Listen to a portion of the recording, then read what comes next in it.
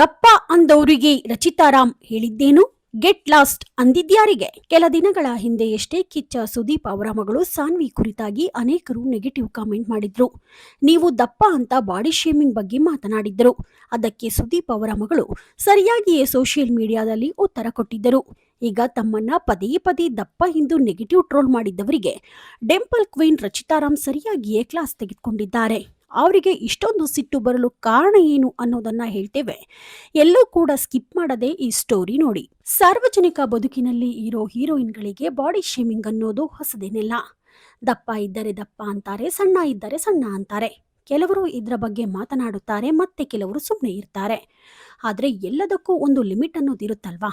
ಅದೇ ರೀತಿ ರಚಿತಾರಾಮ್ಗೂ ಕೂಡ ಬಾಡಿ ಶೇಮಿಂಗ್ ವಿಚಾರ ತುಂಬಾನೇ ಕಿರಿಕಿರಿ ಉಂಟು ಮಾಡಿದೆ. ತಮ್ಮ ಬಗ್ಗೆ ಸೋಷಿಯಲ್ ಮೀಡಿಯಾದಲ್ಲಿ ನೆಗೆಟಿವ್ ಕಾಮೆಂಟ್ ಹಾಕೋರಿಗೆ ಸರಿಯಾಗಿಯೇ ಬೋಲ್ಡ್ ಆಗಿ ಉತ್ತರ ಕೊಟ್ಟಿದ್ದಾರೆ ರಚಿತಾರಾಮ್ ಅವರು.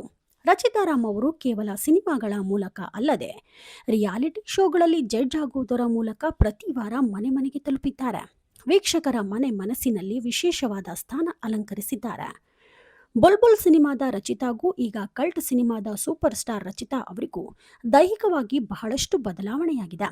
ಈ ಕುರಿತು ನೆಗೆಟಿವ್ ಆಗಿ ಮಾತನಾಡುವ, ಕೆಟ್ಟ ಕಾಮೆಂಟ್ ಮಾಡುವವರಿಗೆ ಖಡಕ್ಕಾಗಿಯೇ ಉತ್ತರ ನೀಡಿದ್ದಾರೆ. ಕಲ್ಟ್ ಸಿನಿಮಾ ಪ್ರೆಸ್ ಮೀಟ್ನಲ್ಲಿ ಬಾಡಿ ಶೇಮಿಂಗ್ ಕುರಿತು ರಚಿತಾರಾಮ್ಗೆ ಪ್ರಶ್ನೆ ಎದುರಾಗುತ್ತೆ.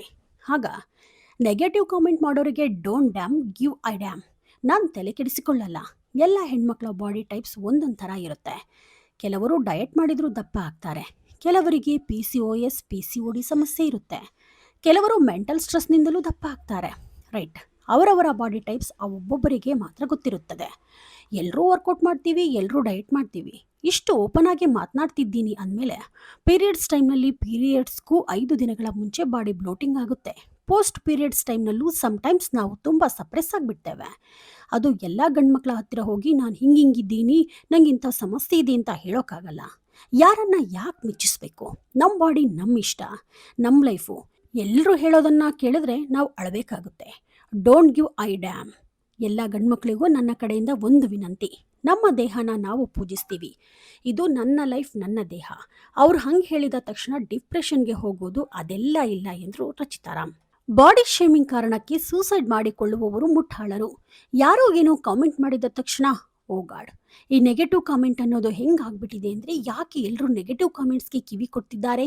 ಯಾರೋ ನನ್ನ ಈಡಿಯೇಟ್ ಅಂದರೆ ನಾನು ಈಡಿಯೇಟ್ ಆಗಿಬಿಡ್ತೀನಾ? ನನ್ನ ಹೆಸರು ರಚಿತಾ ಅಂತ ಕರೆದ್ರೆ ಮಾತ್ರ ನಾನು ರೆಸ್ಪಾನ್ಸ್ ಮಾಡ್ತೀನಿ ಅಷ್ಟೇ. ಗೆಟ್ ಲಾಸ್ಟ್ ಎಂದು ಖಡಕ್ಕಾಗಿಯೇ ಉತ್ತರಿಸಿದ್ದಾರೆ ರಚಿತಾರಾಮ್. ನೀವಿನ್ನೂ the news peg YouTube channel subscribe ಆಗಿಲ್ಲ ಅಂದರೆ ಕೂಡಲೇ ಸಬ್ಸ್ಕ್ರೈಬ್ ಆಗಿ. ಲೇಟೆಸ್ಟ್ ಹಾಗೂ ಅಪ್ಡೇಟ್ ಸುದ್ದಿಗಾಗಿ ನೋಡ್ತಾ ಇರಿ the news peg YouTube channel. Roopa Vishwas, the news peg, Davanagere.